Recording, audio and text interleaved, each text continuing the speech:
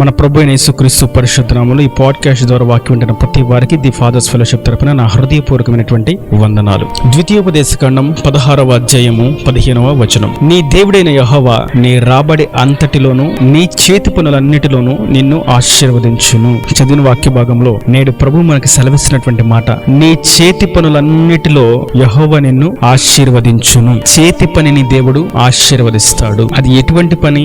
ఏదైనా మనము చేతితో చేసి ఆ పని ద్వారా మన కుటుంబాన్ని పోషించుకునేది ఏ పనైనా, దేవుని మహిమ కొరకు వాడబడే ఏ పనైనా ఆయన ఆశీర్వదిస్తాడు, దీవిస్తాడు. చరిత్రలో ఎన్నో ఆనవాలు అటువంటి కార్యాలను మనం చూసినట్లు. అయితే నేడు మనం గుర్తించాల్సింది, మన చేతిలో ఏముంది, మన చేతిలో ఏ పని ఉంది. అది ఏ పని అయినా, అది వస్త్రాలు కుట్టుట అయినా, వ్యాపారము చేయుట అయినా, వస్తువులు అమ్ముట అయినా, రాయుట అయినా, వాయించుట అయినా, మాట్లాడుట అయినా, కట్టుట అయినా, నాటుట అయినా, ఏదైనా సరే మన చేతిలో ఏముంది? నేడు మనల్ని మనం ప్రశ్నించుకోవాల్సినటువంటి విషయం, మన చేతిలో ఏముంది? ప్రభు ఇదే ప్రశ్న అనేకులను అడిగాడు. అనేకులు వారి కలిగిన దాని చేత ఆశీర్వదించబడ్డారు. అటువంటి చరిత్రలో మనం చూస్తే 2వ రాజుల గ్రంథం 4వ అధ్యాయంలో మనం చూస్తే ఇక్కడ ఒక విధవరాలను చూస్తాం. ఆమె తన భర్త చనిపోయిన తర్వాత తన భర్త అప్పులు చేసి మరణించడం చేత అప్పులు తీర్చడానికి, తన కుటుంబాన్ని పోషించుకోవడానికి ఏ ఆలోచన లేనిదై బీదరాలుగా, విధవరాలుగా, దిక్కులేని దానిగా, దిగాలుగా బాధపడుతూ దుఃఖిస్తూ దేవుని సేవకుని దగ్గరకు వచ్చినప్పుడు సేవకుడు తనతో మాట్లాడుతున్నటువంటి మాట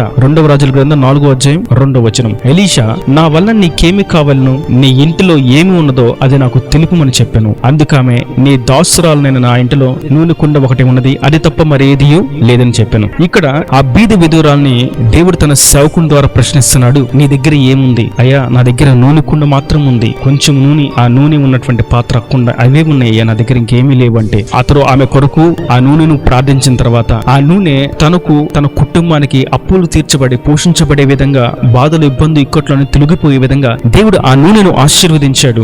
దానిని అమ్ముకొని వ్యాపారం చేసి తను లాభాన్ని చవి చూసి బాధల, ఇబ్బందుల నుంచి బయటపడింది. అయితే మన దగ్గర ఏముంది అన్న విషయాన్ని దేవునికి స్పష్టంగా తెలియచేయాలి.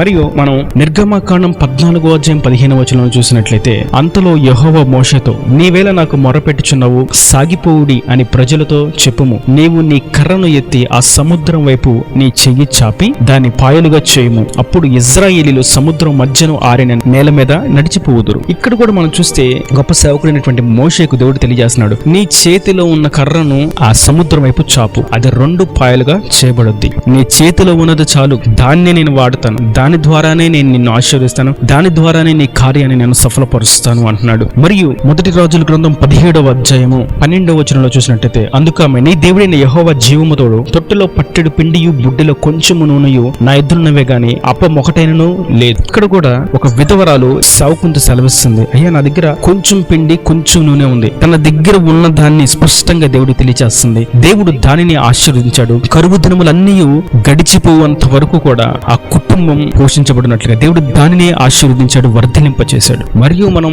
1 సమూయేలు గ్రంథం 16వ అధ్యాయము 23వ వచనం చూసినట్లయితే, దేవుని యొద్ద నుండి దురాత్మ వచ్చి సౌలును పట్టినప్పుడల్లా దావీదు సితారా చేత పట్టుకుని వాయింపగా దురాత్మ అతనిని విడిచిపోయెను, అతడు సరిదిరి బాగాయెను. ఇక్కడ జరిగిన వాక్య భాగంలో దావీదు చేతిలో సితారా మాత్రమే ఉంది. అతనికి ఏ రాజ్యాధికారం లేదు, తనకి ఏ ఆస్తిపాస్తులు లేవు, తనకి ఏ సింహాసనం లేదు, తనకి ఏ యొక్క పలుకుబడి లేదు, పేరు ప్రఖ్యాతులు లేవు. కానీ అతని చేతిలో ఉన్నది మాత్రం కేవలం సితారా. దానిని వాయించాడు. సౌలు రాజుగా ఉన్నప్పటికీ అతనిలో ఉన్నటువంటి దురాత్మ వెరలిపోవడానికి, పారిపోవడానికి దావీదు చేతిలో ఉన్నటువంటి ఆ యొక్క సితారా శబ్దం, ఆ సంగీతాన్ని దేవుడు వాడుకున్నాడు. కనుక మన చేతిలో ఏదుందో దాన్ని స్పష్టంగా ఆయనకి చెప్పినట్లయితే, ఆయనతో మనం సెలవిచ్చినట్లయితే, ఆయన సన్నిధిలో మనం విజ్ఞాపన చేసినట్లయితే, మనం మొర్ర పెట్టినట్లయితే, మనం ప్రార్థించినట్లయితే, నిశ్చయంగా మీ చేతిలో ఏదైతే ఉందో దానిని ఆయన ఆశీర్వదిస్తాడు. ఇలా మనం చూస్తే ఎన్నో వాక్య ఆధారాలు ప్రతి వాని చేతిలో ఉన్నటువంటి వాటిని దేవుడు ఆశీర్వదించినట్లుగా మనం చూస్తాం. అయితే ఇక్కడ మనం ధ్యానించినటువంటి ఒక 3 విషయాలను మీకు గుర్తు చేస్తాను. మోషే దగ్గర ఉన్నటువంటి కర్రను దేవుడు వాడుకున్నాడు. కర్ర దేనికి సాదృశ్యంగా ఉన్నది అనగా వాక్యానికి సాదృశ్యంగా ఉన్నది. ఆ వాక్యాన్ని చేత పట్టుకొని మనం ముందుకు సాగాలి. మరియు రెండవదిగా నూనె కుండ మాత్రం ఉంది అని చెప్పినటువంటి విధవరాల దగ్గర ఉన్నటువంటి నూనె దేనికి సాదృశ్యంగా ఉంది అంటే పరిశుద్ధాత్మ నింపుదలకు సాదృశ్యంగా ఉంది. అనగా పరిశుద్ధాత్మ శక్తిని మనం పొందుకున్న వారమై ముందుకు సాగిపోవాలి. మరియు సితారా వాయించినటువంటి దావీదు, అతని సంగతిని మనం ధ్యానించినప్పుడు అతని చేతిలో ఉన్నటువంటి సితారా, ఆ శబ్దము, సంగీతం అనేది దేవుని యొక్క వరం. ఈ వరము ఆత్మవరం. ఈ ఆత్మవరమును కలిగి మనము దాని ద్వారా ముందుకు సాగిపోవాలి.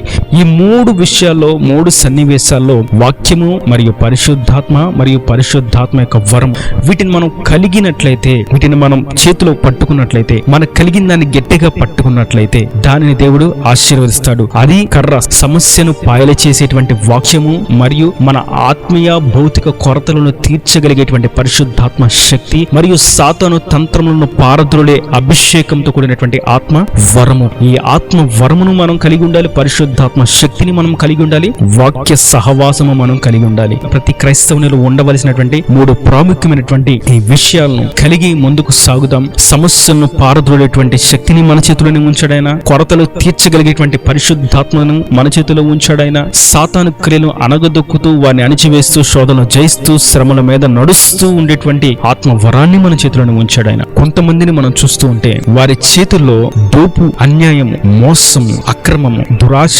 దురాక్రమణ, అబద్ధాలు, లంచాలు, వడ్డీలు ఇటువంటివి వారి చేతిలో పట్టుకుని ఉంటారు. ఎదుటి వారి జీవితాలతో చెలగాటలాడుతూ ఉంటారు. అటువంటి వారిని గురించి ప్రభు సెలవివ్వట్లేదు, కానీ దేవుని కొరకు, దేవుని పనిలో, దేవుని సాక్షులుగా భక్తితో, యథార్థతతో జీవితాన్ని సాగించే వారితో దేవుడు సెలవిస్తున్నాడు, మీ చేతి పనులను నేను ఆశీర్వదిస్తాను. కనుక నేడు ప్రభు అడుగుతున్నారు, మీ చేతిలో ఏముంది? మీ దగ్గర ఏముంది? వాక్యం ఉందా? పరిశుద్ధాత్మ శక్తి ఉందా? ఆత్మ వరం ఉందా? వీటిని మనం కలిగినట్లయితే మన చేతి పనులను ఆయన దీవిస్తాడు, రాబడిని నిండార్లుగా ఆశీర్వదిస్తాడు. అది ఏ పనైనా, చిన్న వ్యాపారమైనా, పెద్ద వ్యాపారమైనా, ఉద్యోగమైనా, చిన్న ఉద్యోగమైనా, గవర్నమెంట్ ఉద్యోగమైనా, ఏదైనప్పటికీ సమస్త కోణాల్లో ఆయన చేతి పనులను దీవిస్తాడు. నా ప్రభు చేతి పనులను ఆశీర్వదించేవాడే గాని నీ చేతి పని సరైనది కాదు, నీ చేతి పని దీవించను, నీ చేయి మంచిది కాదు అని వారిని శపించే దేవుడు కానే కాడు.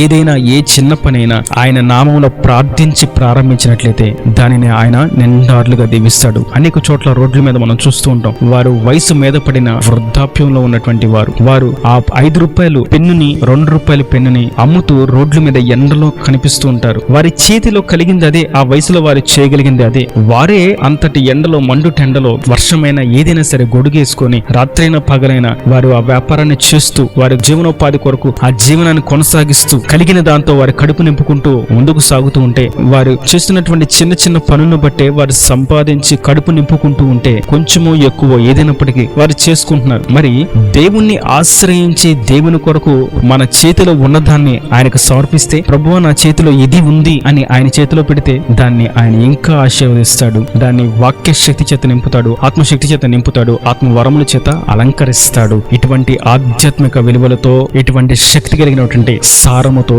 దేవుడు మిమ్మును, మీ కుటుంబాలను నిండార్లుగా దీవించి ఆశీర్వదించును గాక. ఈయన దేవుని మాటలు ప్రతి వాని హృదయంలో నీరుకట్టు ఫలింపు చేయను గాక. ఆమేన్. God bless you. తలలు ఉంచి కళ్ళు మూసినట్టయితే మీ కొరకు చిన్న ప్రార్థన. ప్రేమ స్వరూపి కరుణ కటాక్షంగా తండ్రి, నా ప్రభువా వాక్యం ప్రతి ఒక్క బిడ్డను మీరు ఆశీర్వదించండి, దీవించండి, వర్ధిలింపచేయండి, సమస్త కొరతలు తీసివేయండి. వారి చేతి పనులను మీరు దీవించినది ఏ పని అయినప్పటికీ వారు అనుకుంటున్నారేమో ప్రభా, నా చేతిలో ఇది చిన్న పని, దీని ద్వారా నేను ఎక్కువ ఏం సంపాదిస్తాను, దీని ద్వారా లాభం ఏమొచ్చిందని వారిని చేతులకి అప్పగించుకుని సాగిస్తే దాన్ని మీరు ఆశీర్వదిస్తానని, వర్ధిలింపచేస్తానని మీరు తెలియజేశారు. కనుక వారి నిండాలుగా దీవించండి, వారి చేతి పనులను ఆశీర్వదించండి, వర్ధిలింపచేయండి, దీవించండి, సమస్త కొరతలు తీసివేస్తే మృదుని దయచేయమని యేసు పరిశుద్ధ నామమున ప్రార్థించి వేడుకుంటున్నాను తండ్రి. ఆమేన్. ఆమేన్.